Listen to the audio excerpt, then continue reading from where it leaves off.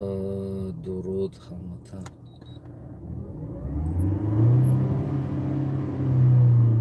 امیدوارم همه کسا خوب، صحت، سلامت و سربلند هم باشین. اگر کسایی که میبینین از شما خواهش میکنیم پدیلید و لایک فراموش نکنید. انا هموطنای عزیز به نهایت گرامی و عالی قدر، که امروزه موضوع ما بگیم در رو صحبت میکنیم که طالب وعده داده است در یک هفته تاجیکستان انا میگیرم. اگر که تاجیکستان بس نکنه، یعنی در همون تیمای افغانستان аралашидан، یعنی خب نکنه یاردم میته.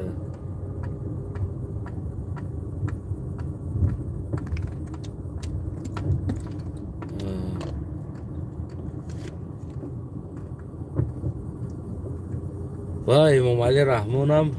خیلی که شما میبینین رفته در پیش تیر تانک توپ و دیگر چیزها صورت گرفته، نمایش داده ایستاده است گویا که من بخوات هستم و میتونم که ترا یعنی اتپار بتونم، یعنی بیست.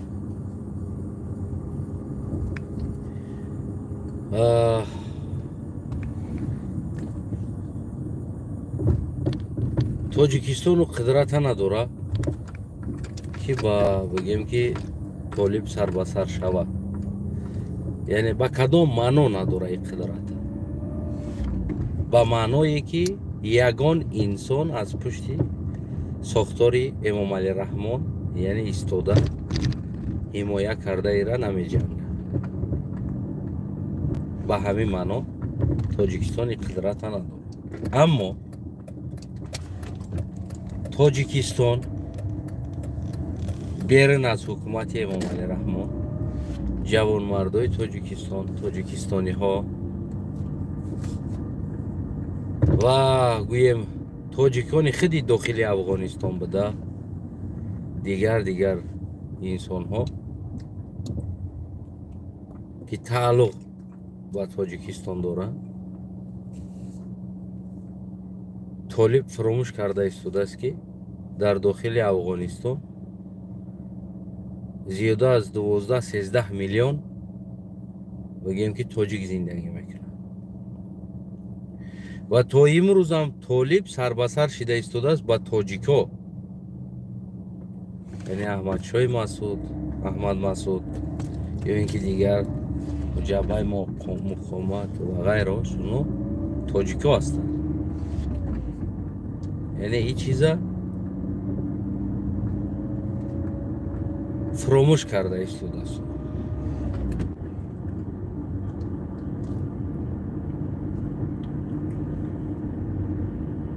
اگر که روسیه در پشتش نبسته گفته است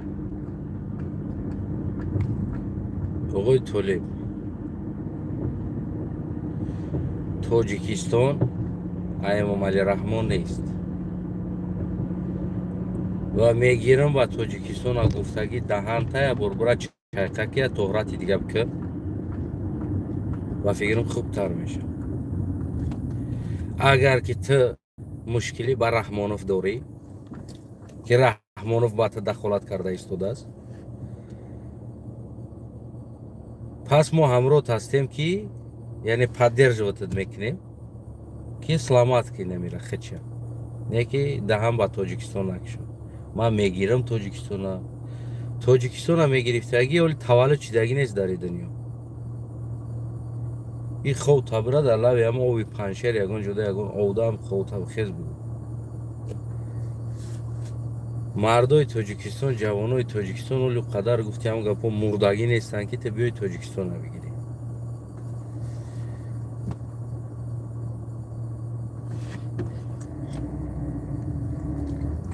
اگر تو مشکلی با رحمانوف داری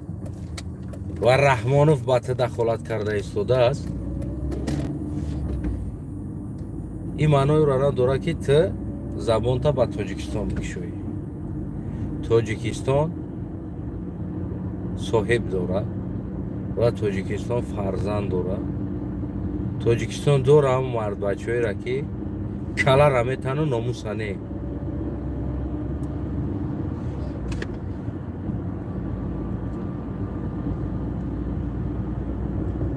کابینت شیشته خیال کرده که تمام اشرف غنی گرفت خودش تصمیم کرد وطن و اجازت شما که تو که ما بگریزم برم هیچی نگین. خیال کرده که توجیکستان هم میگیری. بعضا اولاد ها میگن که پشیک در خوش چربو خو میبینه. تاریخ خو نبین.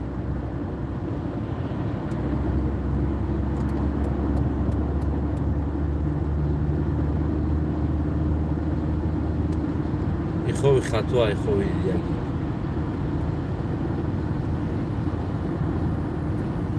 مشکلی با رحمانوف داری مرحمت و اما رحمانوف حل که مشکلی تا توجیکستان دلیل زید نکن. توجیکستان برای ما را عزیزه. خاکش، زمینش. من اگر پدرم زنده می بود اگر همین سخن همه گفت من زیدش می برم. اگر پدر ما برای غصب کردن توجیکستان اگر یراق در دستش بگیره ما از این طرف یراق به دست میگیرم راست میستم با برابرش. توجیکستان مال شخصی کسی نیست که بگیرن یک آدم با یک آدم میگه تو فش کنه یا که نمیدونم یک آدم گپ زد و میدونم توجیکستان هم میگیرم.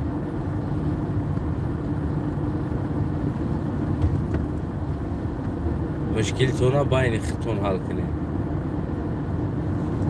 نمیدونم مهمونی دعوتش میکنی یا مهمونی میرای پیشش یا بوی کارا میکنی یا که بیرندش داد میکنی یک اونجا سفر میکنه میقه پیش. نه که در خاک تاجیکستان با عراق در آمدن اصلا نه خیالت کو بگی دور که پرتو دور که اولین چیزی هست که همسایه میگه از خیشی دور خوب است که ما همسایه هستیم. باید رفتار خوب داشته باشه، کردار خوب داشته باشه و کدامی که خصوصی داره با خودت یگان پرابلم یا خودت با کدامی داری با ما داری با امام علی داری و او پرابلم تا با همه آدم خودش حل کن. اگر او در تو دخالت کرده باشه تو در خودش دخالت کن. در تاجیکستان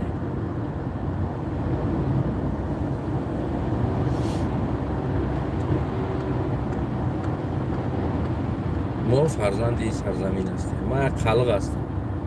نه که فرزندی تاجیکستان هم و برای تاجیکستان در کنسه میستم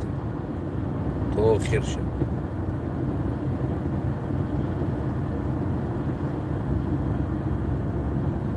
این اشتباه بزرگی طالب است که میشنن در هر جا گفتیم با اخمقانه برای خودشون فکر میکنن زایوله نمیتن که ما تاجیکستان یه هفته ده میگیریم. ولی که با ما داشتیم همون توانایی را که یاردم بتیم دیگر طرف. نه که باز هم گفتیم که مشکلی بین خودشون هست، یعنی او یک وطن دارن بین خودشون میشینن میخیزن میجنگن نمیدونم هر کاری میکنن. فردا اونو در او وطن زندگی میکنن نوابسته کی هستی یا کی نیستی. و ما مشکلی تاجیکستان خودمون حل میکنیم. می جنگیم میزنیم یک دیگر را نمیدونم با سر یک پوستال میشینیم سر یک دسترخوان چای میخوریم. ما آینده ما هم زندگی نکنیم اگر این تفکر که امام علی رحمان نداره. آینده اونمو حرام اولادش با نام اولادای ما یعنی گذشته ما که گذشتیم رفتیم نسل های ما در امو وطن زندگی میکنن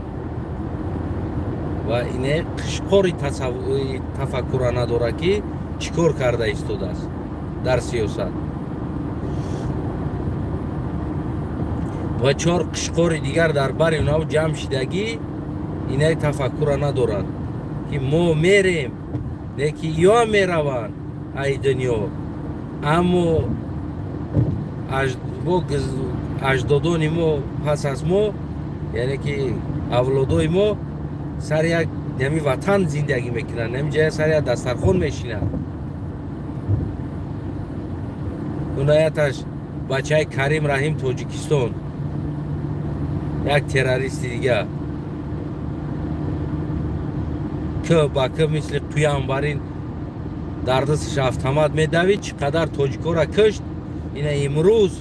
چقدر تاجیکستانی را کشته امروز با اونمو حرامه اونمو نبیره و عبیره و صغیر صغورش و خودش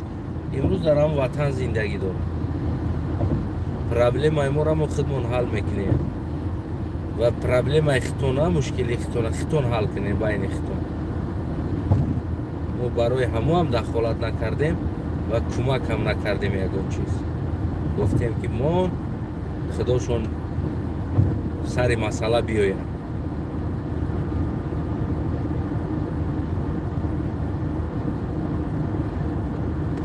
و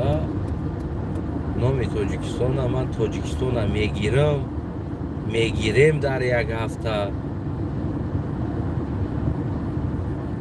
بنده شیر خون خوردگی هرچی خیال میکنه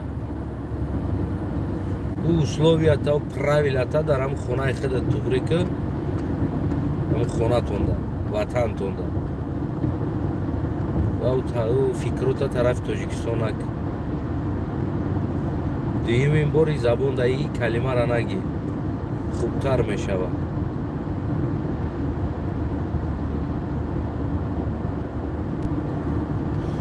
که در حالتی که اون اوجه تاجیکا هستن تاجیکن نه که باز اما گفتیم بیرون از تاجیک بدنش او وطنش اونمو جا است او بین خود چون حل میکنن مشکلشون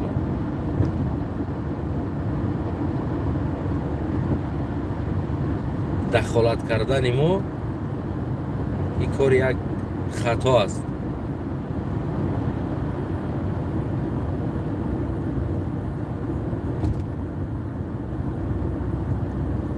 برای ما اگر گفتنی داری راست با امام علی رحمان پیغام تا برسون که در وطن فرزندهای ما مادرای ما خواهرای ما گذشتگان ما در سرزمین خاک شیدگی هستند این تفریح فکر تایسر دوبشه دور که تاجیکستان هم میگیرم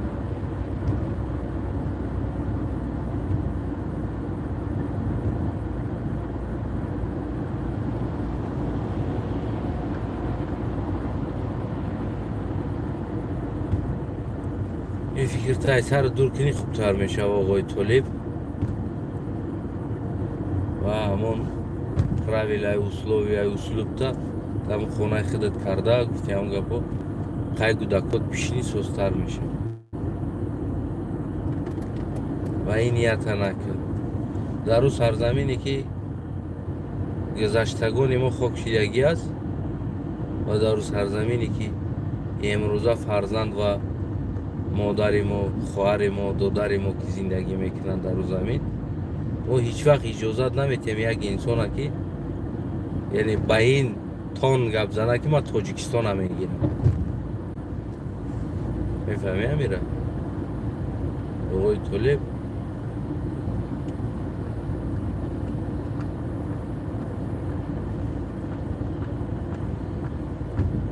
ما هم در بازی بسیار بازی سخت میکنیم اما ما در همسایگری گفتیم این چیز روا نیست ما گفتیم که همسایه هست ما باید همسایه یعنی که دوست باشیم رو بیا داشته باشیم داد گریف داشته باشیم ما هم همسایه هستیم، هم فرهنگ هستیم، هم مدنیت هستیم. اگر کدامید که خطونه باز دیگر مدنیت بگیرین، اگر خشمو دیگر مدنیت داریم.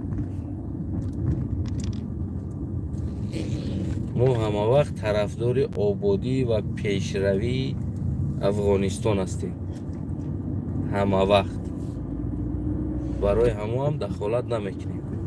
کوشش میکنیم که دخالت نکنیم کارهای داخلی تو. و شما هم کوشش کنین که یعنی دخالت نکنین. پیش از گفتن یک گپ، یک سخن باید چقدر فکر کنین که چی گفته ایستادین شما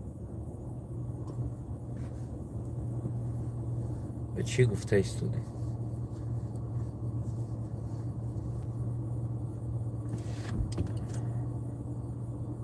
بازم در ما خیرش گفتنی هستیم که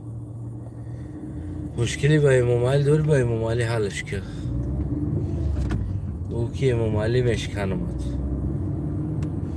یعنی که اینه پیغام آبده بگو که او در بالای سر تاجیک با عسکر روس ایستادگی 201 دیویزی قطعی با همه دیو نشه. اگر دخالت کنی ما میشکنیمت و اونا برادرایی که در خارج هستن که امروز تو با عسکر روس او را سر کردگی هستی و اونا برادرها را راهاشون کشوده میکنم که بیاین در این وطنشون صاحبی کنن، تا که تو بر این احمق که در همه جا بینی تا تقیده گشته استی، تو بر این احمق در بالای سری تاجیکستانی ها نباشه، برای که تو مدنیت و فرهنگی ملت زیر پا کردی که او مدنیت ما هست، که او فرهنگ ما هست. تو نه خیلی گپ زد برو که ما اینجا بگیم که نه خندو تبزه برادری عزیزم همسایه در همون وقت یک انسان در وزمینی میغلطه، اونا وقت همسایه گریش نشون میده. و امروز امام علی بخیزه با عسکر روس خلق تاجیک زیر قتل کشتار مونه، از این طرف تو بخیزی گفتی همون گپو ما تاجیکستان هم میگیریم. همه همسایه گری تو جایی ده بگوی که من امام علی رحمان ما قطیته و پیشه دیگه کمت را پریزنواد نمیکنم. تمام.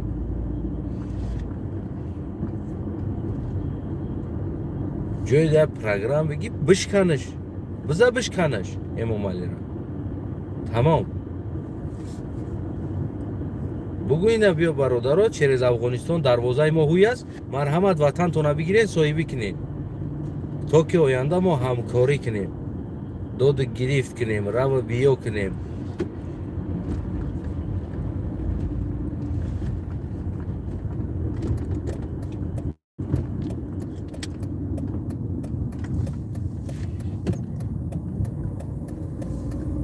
یعنی که اقتصاد داخلی و بیرونی مونه بقوت کنیم.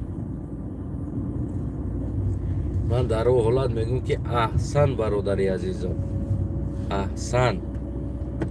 هزارها تشکر. خداوند از تو و از گذشتگانی تو راضی شوه. همه وقت هر اشتباه و گناهی که در دنیا کردی خداوند ببخشد، که امروز تو فکر ما را میکنی، یعنی فکر همسایات هم میکنی و فهمی که امام علی رحمان یک دیکتاتور، یک عسکر روس قطعی اومدگی اونجا ظلم و ظالمی داره.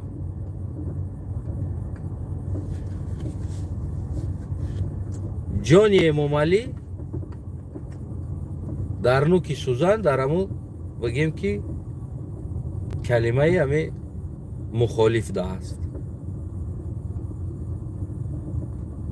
یک کلمه من مخالف جا میتم، نمیجا اجازت میتم، میوین از نمیجا کمکش میکنم، میدرویم تاجیکستان هسته خلاص میکنیم. اینمی قدر کلمه و ما در نام برادرو برادران هم وطن میسپاریم بگیرن آباد کنن آینده ما همکاری کنیم یک جایه همراه تاجیکستان و افغانستان و ایران ما فارس ها یک وطن بزرگ شیم یعنی یک قوه بزرگ شیم کدام بیش میروه کدام دوزخ میروه او распределительный центр در شما کار نمیکنه که کدام کجا روه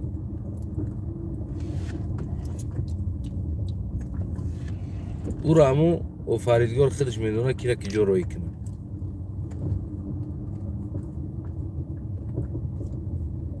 برای همو اگر این مالک مشکلی داری من حتی که راهش هم میگم قرغیزستان یک دیپوتات قرغیزستان یک کلمه گپ گفت امام رحمان توی امروزه حال هم تمپراتورا کده گشته است یعنی گفت که تاجیکستان این جرمه هوی میکنم مخالفا را داخل میکنم این میجا ایتای فوکیتم استن مبارزه میبرن من به خطریش در اینجا تامین میکنم اینم پیشت میوین لوی سرحد میوین امام رحمان امروز توی امروزه قرغزا را اتاق گفته گشته است که همی کارا نکنین نیارین مخالفا را نزدیک مون همو دور دا بگردن تو دوست با ما باشی دوست با وطن ما باشی اگر دوست با ملت یعنی مردم تاجیکستان باشی مرحمت برای ما را جا تیار کنین ما بیاییم و بشکنیم شیره خلاص پرابلم حل میشوه نه امام علی دیگه اوسو گپ میزنه نه دیگر کار میکنه امروز همو قدرت همو توانایی هست در همو افغانستان همین شرایط هست یک کلمه گپ ما میگیریم تاجیکستان نه میگم که خود تبره دلوی دایره بگو اگر کدام در تاجیکستان به غرض میروه ما چقدر قطعی امام علی پرابلم داشته باشم ما میرم در بر امام علی میستم وطن ما حمایت میکنم اما تو بگو که من برای شکستن امام علی یعنی ساختار امام علی من برای شما مرحمت کنین هوی میکنم این همیجا جا میکنم بیاین بیاین پلان بکشیم از همیجا این همیره بشکنیم و ما تیار هستیم رویم و ما تیار هستیم بشکنیم را ما تیار هستیم وطن بگیریم ما تیار هستیم همکاری کنیم آینده داد گریفت کنیم برای شما چیزای لازمی برای ما چیزای لازمی یعنی دولت داری همه همسایگری همه است همسایه جنجالی همسایه دیگریش در دخالت نمیکنه برای که او را زن خودش است گودک خودش است دادر خودش است اکای خودش است اویله خودش است بین خودشون جنگ میکنن و ما هم همین را به نظر گرفته در همون بین شما افغانستان در دخالت نکردیم یعنی او تاجیک بود و ازبک بود و دیگر بود هزاره بود دخالت نکردیم گفتیم بی اختون بزن اختون بین اختون حل کرده گیرین ما همه وقت طرفداری صلح شما هستیم ما بین اختون بشینین قتل نکنین یک دیگریتونه و سازین و وطنه همین خیلی سازین که جهان دهنش کنه افغانستان گفتنده و این قدر سالهای جنگ هایی که گذشتگی است برای مردم یک مثل یک خواب دیدگی وارین شوند که همین خیلی بود وطنی ما وقتی نقل کنن که افغانستان هم قسال خونریزی بمباران و تروریستی و هم خیلی کارا میشید آدما کو مردم افغانستان نسل های آینده تون باور نکنن بگن نه ایتری نیست نه خود از هم خیلی دولت هم خیلی ساخته میشه و حاضی اروپا را اگر بگوی که 100 سال پیش 80 سال پیش هم خیلی میکشتن یک دیگریشون یا 150 سال پیش هم خیلی جنگ ها بدن پخاد ها بدن شاه ها بین یک دیگریشون میزدن روزی کشو کشی بود سرکفا هم مرا اپراولت میکرد کدومره نمی اوزیرای ماچتوی مبارینم کدومره کافیر بگن کافیر کشتن در کور یعنی هم خیلی بود حاضرای اروپا را میبینی همین که فرزند اروپا دا بود که 150 سال پیش بابای شما همین کارا میکرد میگه نه تری نمیکرد یعنی باور نمیکنه من هم میخوام که شما افغانستان هم خیلی سازین که بعد از یک 40 سال و 50 سال فرزندهای خودتون باور نکنه که افغانستان هم خیلی ترکیشا میشید کفان میشید بگن که نه دولت میتاری دولتی خیلی رشد نمیکنه رشد کنه امامعلی را همین جای ترسی اساسیش نمی است من مخالفا را رحمتم میارم میدرارم نمیجا جا میتم به خطری مخالفا را میتیم نمیجا گارانتی میتم نمیجا میستن نمیجا تیاریشون نمیبینن نمیجا ترا نابود میکنن این همی قدر کلمه گپ رحمانوف میروه شب در پستلت خواب میکنه نوبت قطعی میدروین در پیشش زنی شما میشوه رحمانوف من گارانتی تون میتونم یکی هیچ وقت نگین که من تاجیکستان در چی میگیرم این اگروزا نه با رحمانوف است بلکه اگروزا با خونه‌های ما بلکه اگروزا با قبرستان‌های بابا کلان ما کاریستین که شما که ما میگیریم دولت ها بچه دولت پراستیتوت که نیست کدامی فورا بگیره او دو وقتا گذشت رفتیش اومد گرفتی دیگریش اومد گرفتی دیگریش اومد گرفت نه این دولت صاحب داره این دولت فرزند داره براستی خودش و شما با این کاری کردگیتون یعنی انسان‌هایی که برای شما یک نگاه خوب داشتن که ما آینده همکاری میکنیم آینده وطن میسازیم آینده یعنی آن چیزی که ما در تجربه داریم برای شما میآموزیم و آن تجربه‌ای که شما داریم برای ما میآموزین ما همسایه شده دست به دست شده وطن میسازیم فارس ها گفته یک مقصد مرام یک نیت خوب داشتگی انسان با این کلماتون که پول نسترینی پسترین رو وایران کردیم پرتفتیم که ما میرم تاجیکستان میگیرم اشتباه را نکنین دیگه این گپاکو دیگه تکرار نکنین وین ما رحمانوف میشکنم اجازت میتیم مخالفو را میاریم پوست مخالفو حکومت کنن و ما همکاری میکنیم ما در نتیجه رحمانوف وارین آدم بی‌سواد بی‌عقل در کار نیست یعنی این گپا بگین خوبتر میشه و در اینجا با خیلی دل مردم هم برای شما گرم میشه نه تنها دل مردم بلکه دل هر یک تاجیکستانی گرم میشه هر یک تاجیکستانی دلش گرم میشه برای چی؟ برای اون که همون عذابی که هم مردم افغانستان دارم تاجیکستان هم همون عذاب دارم تنها از ترس همون تیر و تفنگی گویم که عسکر روس و عسکر رحمانوف که یک چند به عقلی که در دست یراق گرفته حمایت داره رحمانوف از همین بگیم که مردم دیگر سر برداشته نمیتونه